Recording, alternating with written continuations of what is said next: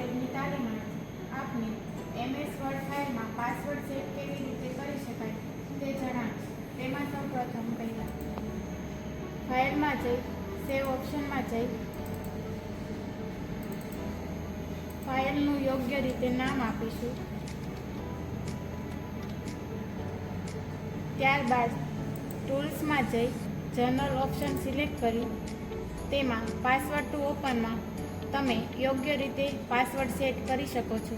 તેમાં password two ઓપનમાં 1 2 3, password two મોડિફાઈમાં ABC set કરું છું। પાસવર્ડ ટુ ઓપનમાં 1 2 3, પાસવર્ડ ટુ મોડિફાઈમાં ABC સેટ કરી ઓકે આપી સેવ કરું છું।